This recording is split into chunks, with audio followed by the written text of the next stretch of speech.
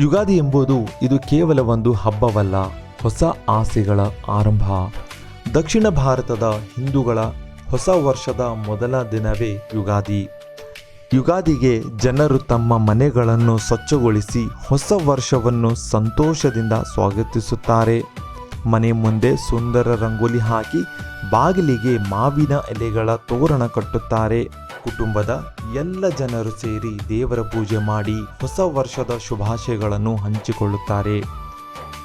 ಯುಗಾದಿ ಅಥವಾ ಬೇವು ಬೆಲ್ಲ ಜೀವನದ ಸಿಹಿ ಮತ್ತು ಕಹಿಗಳನ್ನು ನೆನಪಿಸುತ್ತದೆ.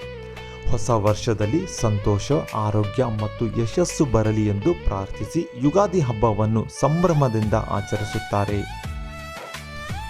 ಯುಗಾದಿ ಎಂದರೆ ಪ್ರತಿ ಹೊಸ ಬೆಳಕಿನಂತೆ ಒಂದು ಹೊಸ ವರ್ಷವು ಆರಂಭವಾಗುತ್ತದೆ.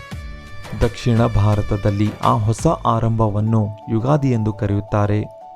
ನಿಮಗೂ ನಿಮ್ಮ ಕುಟುಂಬಕ್ಕೂ ಯುಗಾದಿ ಹಬ್ಬದ ಹಾರ್ದಿಕ ಶುಭಾಶಯಗಳು.